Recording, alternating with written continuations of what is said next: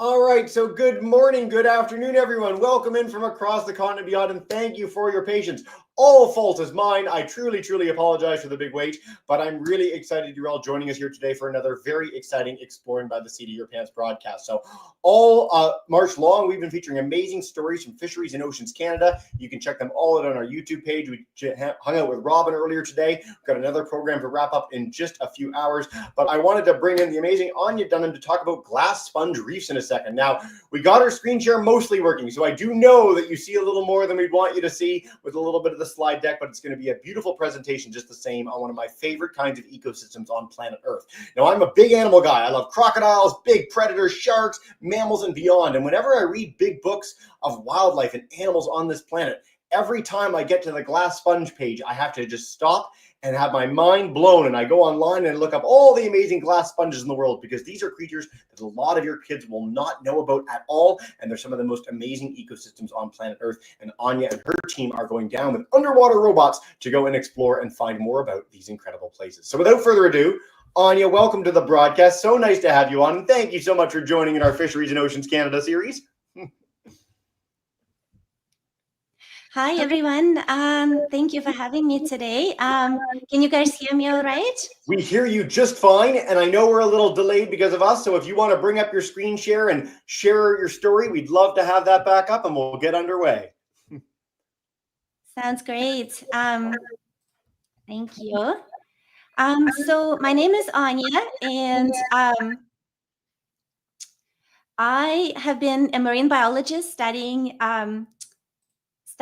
oh my goodness, just a moment. This is not working.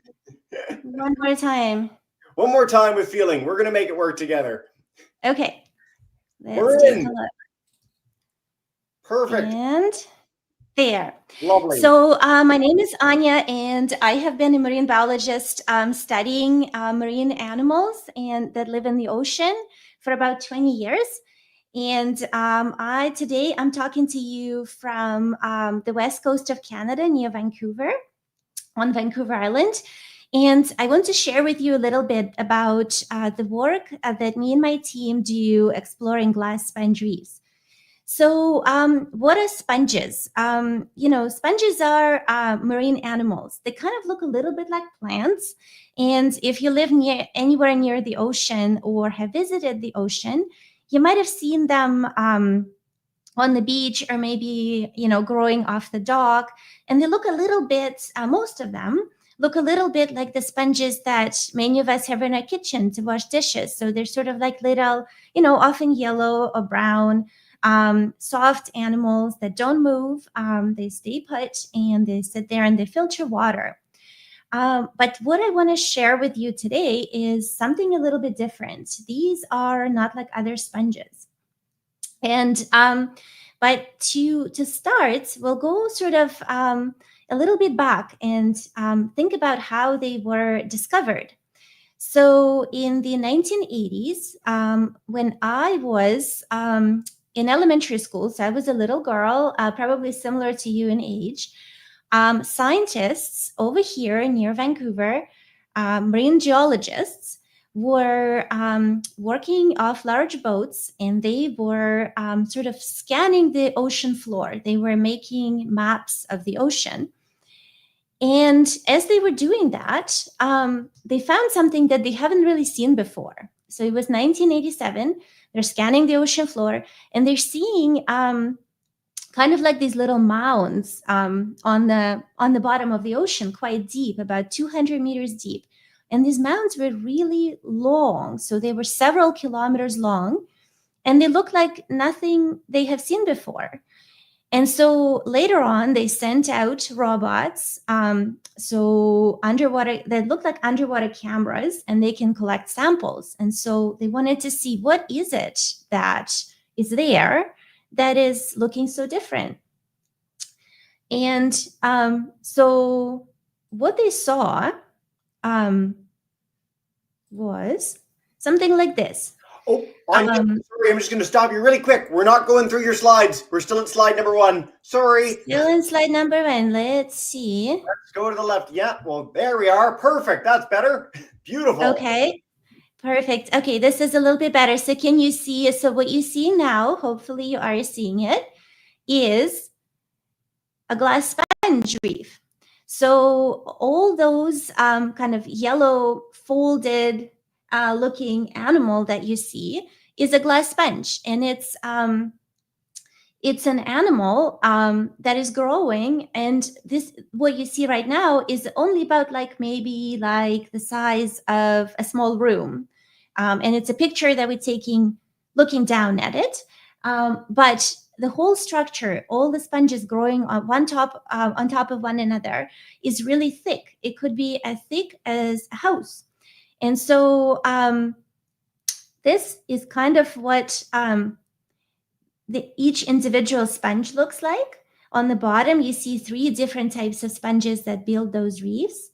And on the left side, it's one of those sponges under a microscope. So if we took a little piece and we put it under the microscope, what we would see is this kind of little web-like structure. But what's cool about it is it's made of glass, really almost pure glass, like, you know, the cups that we drink from. And which is very interesting because it makes the sponges very, in some ways, very strong, because and kind of solid, not soft like the sponges you might have seen on the beach. And it allows them to exist and stay in the ocean for a very long time. So an individual sponge, like those little 3 sponges that you see, each of them could be several hundred years old. And then when new sponges, baby sponges are born, they settle on top of the previous generation of sponge, and they just keep growing. And so that's how the structure of the reef kind of keeps going for many generations. And so that original reef that the scientists found in the 1980s, they realized that it's been there for over 9,000 years. So it's been there, kind of like a living dinosaur that no one really knew about. Because scientists at the time, they knew that reefs like that existed very, very long time ago, kind of around the time that the dinosaurs roamed the earth. But it was believed that they all have died since, just like the dinosaurs. So then when they were found, it was very cool, and we wanted to know more about them, like who lives there, how they function, how they grow, and sort of what makes them happy, and what maybe damages them.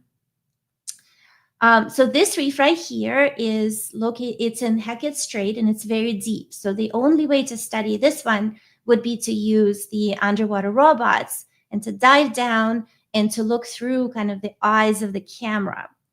But also a little bit closer to Vancouver, some of the reefs we now know live in more shallow water. And so what you see here is a diver, and it's possible to dive down and study those reefs even without the robots. And those are a little bit smaller, but they're still very spectacular and very beautiful. So for the deep reefs, what we do is we go aboard the ships, and this is our small underwater robot called the Phantom ROV. It's a remotely operated vehicle. And you see how it's on sort of like a big cable.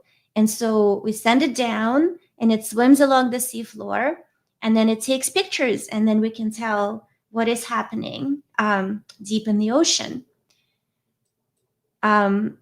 This one is a bigger robot, and you can see it needs this big arm to deploy it from the ship.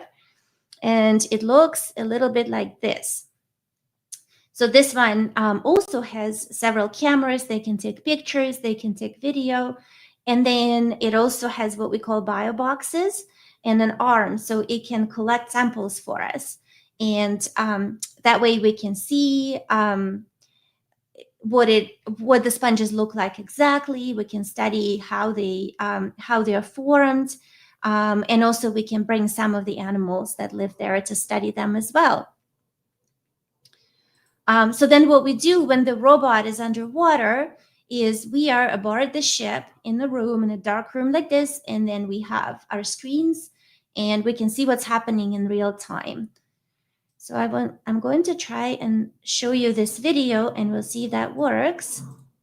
Pretending that It works. It If you works. were aboard, perfect. So if we were all right now aboard the ship and we had the robot underwater, this is what we would see. And so if you can see on your screen a couple tiny green dots over there, that's our scale. So those are 10 centimeters apart, so about the size of maybe like a hand. So that gives you an idea of how big those sponges are. And so what we're seeing there is the sponges that grow on the very top of the reef. But underneath, there's many, many more layers of glass sponge. And then, what you see little bits kind of floating around in the water is we call it marine snow. So maybe it's plankton, bacteria in the water that the sponges eat. And so this is kind of what we see here. And this one is actually one of the smaller reefs that is not too far off from the city of Vancouver. So I'm going to pause that. And I'll talk a little bit about what exactly makes them so interesting, apart from the fact that, we thought that they went extinct like dinosaurs, but they actually still here. So the reason they're really important for the ocean is they create homes for many, many ocean animals. You see how they have these different openings, and that creates places for animals to live, to maybe hide from predators that might want to eat them. And also it creates a bit of a shelter for them so they don't get maybe swept away by ocean currents if it's a small animal. So far, we found more than 100 different species living kind of in or near the reefs. And there might even be more because some of them might be so tiny that we cannot see them using the robots. And we haven't sort of captured them to take a look at them in our samples. So there's at least 100, which is quite a lot of different species. And then another remarkable thing that the reefs do is that they filter lots and lots of water. So this is how the sponges feed, is by drawing water into what we call oscula. So it's those openings in the sponge. And then they filter out the food out of the water. And by doing so, they clean our ocean water and keep it nice and clean. And they can do it so well that a patch of reef, 7 by 7 meters, which is sort of like the size of a small room again, in just one day, they can filter enough water to fill up an Olympic-sized swimming pool. So as you can imagine, a really big reef that's many kilometers long is working really hard and really well to keep our water clean. And by doing so, it helps keep our ocean chemistry balanced because they're made of glass, which is also called biogenic silica. They keep sort of the elements, the chemicals in the ocean balanced and healthy. And so going back to the different critters that live there, I have some of my favorites, but like this one, for example, is a box crab. So it's a kind of an interesting looking, a little bit shiny crab, and you can see it's finding shelter among the glass sponges. And then the little guys over to his left from us are squat lobsters, which are also little crustaceans, little crab-like organisms that live on the reefs. And then over here, for example, you can probably spot a sea star. And then there is over here, it's hard to see, but it's on the bottom of your screen, is a rockfish. And rockfish really like to live near the reefs because they find shelter and food there. And then over here, there's actually a very cool animal. And there's actually many animals. But if you look there for a moment, you can try to sort of count in your head and spot as many critters as you can, which is exactly what we do when we study them. I'll show you in a moment how many we spotted in this image. So if we go right here we found 14 different animals. And the big circle in the middle is actually an octopus. So he or she folded themselves into the opening of the sponge, finding shelter there. And then some of the other animals, there are a lot of squat lobsters, little crabs, there's a little fish. So in just a small patch, there's a lot of different inhabitants. It's sort of like like a condo where they're all finding places to live safely. But so one thing about sponges is because they have these skeletons of glass, they can exist in the ocean for a really long time. But what that also makes them is it makes them very, very fragile. So like I said, one of the oldest reef we know is about 9,000 years old. So it's been growing and forming there for so long. But even a small disturbance, like if something falls on the reef, something heavy, can really break pieces off. And once the sponge is broken, like you can see in the picture on the left, freshly broken pieces of glass sponge, they can't live anymore.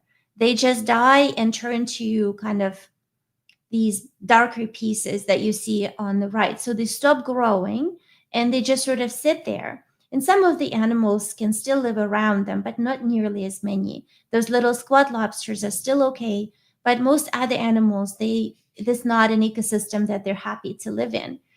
And so some of the things that can harm the reefs are things like bottom trawling. So, when we want to catch fish or other animals and we drag nets across the seafloor like this, what happens is these nets can really break all the sponges on the surface that have been growing for hundreds of years. But once they get broken, then the new baby sponges also don't come and they don't have a solid surface that they can settle and grow on. And then another activity that harms them is fishing with pots, crab pots or prawn, so smaller traps. And even though they're smaller, but they also can, if they land on the sponge reef, they break the sponges and the sponges can grow no more in that area. And then this is a cable. So cables are put underwater to get power to play like different islands, for example, which is really important for us humans. But if they go across the sponge reefs, they can really damage them by breaking them. And so what we have been doing is we have been making marine parks to protect the reefs. We so far have 18 different areas that are protected. Some of them are small, and this one up in Hecate Strait is quite large. And so what we do is, now that we know that these areas are important, but also sensitive, we make rules that don't allow us humans to do activities in those areas that harm the reefs. For example, we can't put any fishing gear on top of them that could damage them. And so it's a little bit like parks on land, where you can go and enjoy nature. In a similar way, even though we cannot see them as well, unless we send the rowboat down, but we can protect those areas and the animals that live there, and so that they keep existing there and keep working hard for our oceans and still maybe stay there for thousands more years. And so that's what we've been doing to help protect them, these very unique, interesting ecosystems. And I will stop sharing my screen now. Fantastic. Well, thank you so much for that, Anya, and for navigating all the crazy troubles. And what a beautiful thing you get to work on. How cool is that? We've got a bevy of classes on YouTube. We've got Mr. Hancock's class live with us. And one of the first questions is around those protected areas. So how do we decide those? Are we working to build more of them? Anything you can share with us about those marine protected areas? Yeah, so the first step, after they've been discovered in the 80s, was to see, do we have more? How many more sponge reefs exist? And also to sort of map them. Like we want to put shapes on the maps that would help us create those protected areas, like how big should they be. And so what we've been doing is we've been going out with our robots, collecting those videos and making what we call polygons, so shapes on the map, to be able to understand where they are. And so that's how we found quite a few of them.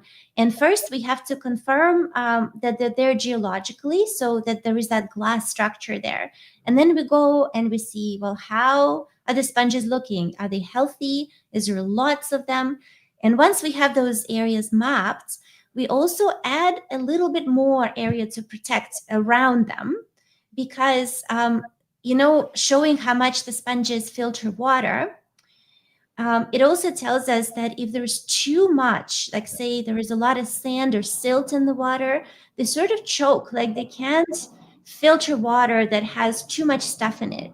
And so if a fishing net is dragging not across the reef itself, but nearby, what can happen is the sponges can they almost start coughing, almost like animals that we know, right?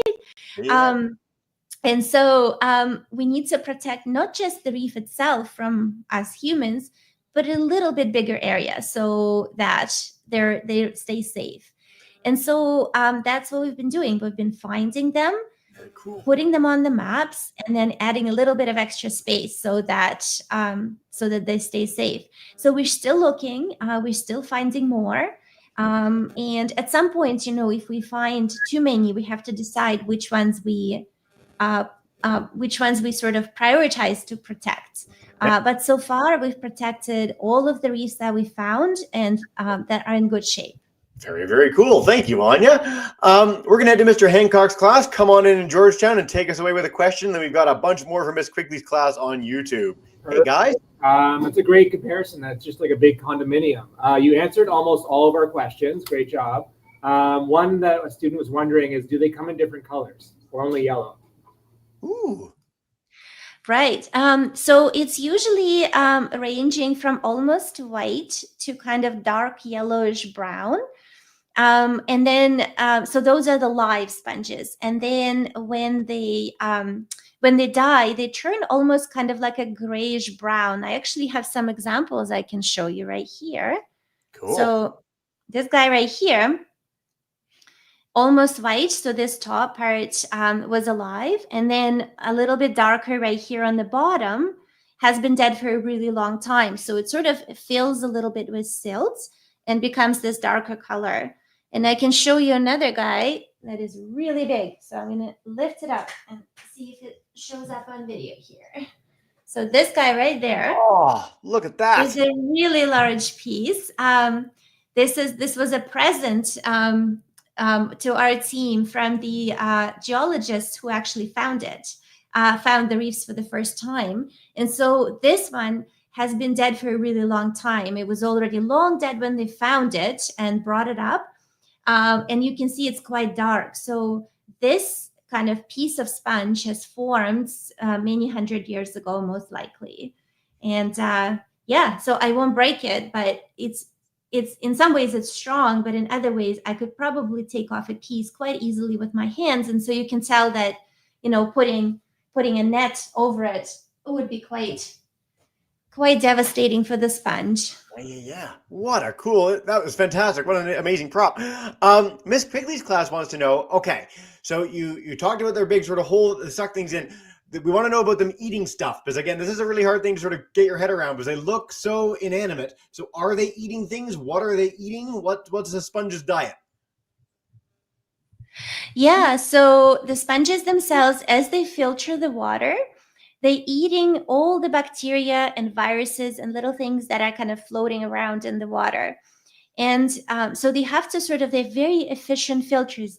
Because they have to grow, and for their metabolism, they need to capture quite a lot. And that's why they're filtering so much water, because, especially in the deep ocean, there isn't that much food in the water. So that's why they sort of keep eating all the time.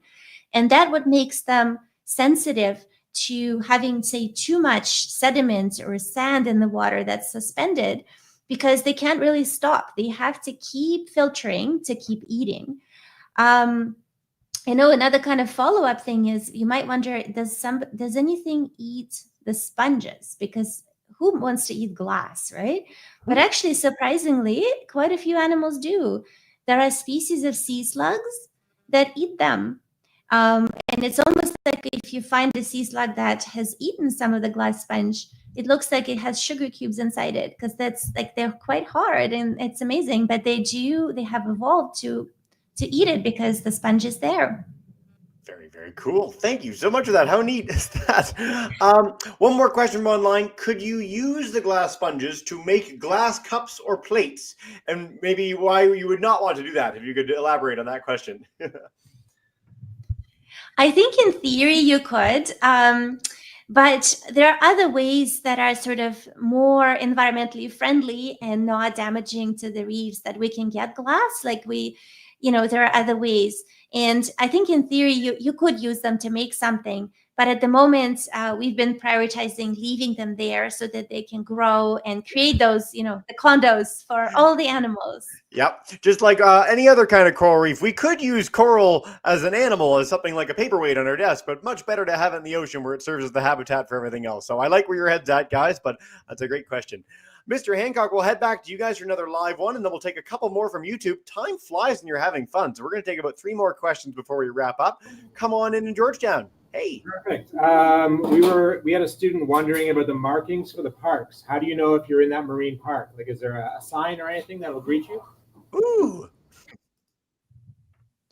Yeah, so that's a really good question. So if you're on the water, if you are a fisherman, whether you're fishing maybe commercially, like a company or an individual that's going fishing, they would have apps and maps that would show them that they're entering the area. So it's always the fisherman's responsibility to know kind of where they are on the water and if they are in the marine park, because it's hard, right? On land, we can put signs up, and when we drive up to or walk to a park on land, we can actually see the signs, whereas on the water, we can't really do that. And so we have to make sure that we have them mapped correctly, and that everyone who is fishing out there has access to those accurate maps, and that they know where not to go. Yeah.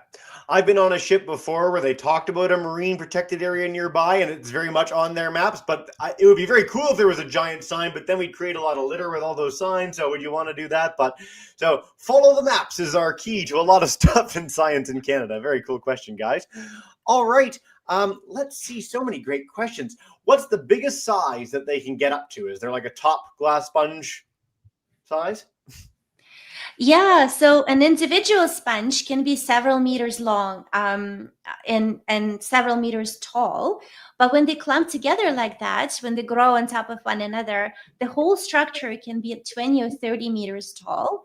And then in terms of length, they could go for miles and miles, kilometers and kilometers long. And sometimes there's breaks, like they could be, big structure and then a break and then a little bit more. So it literally is like a city of glass on the ocean floor. It's pretty spectacular. Honestly, like we showed a few examples of them today. I really encourage you to look up glass sponges on the web in general. Some of the most beautiful things in all of nature are glass sponges. So they'll blow your minds.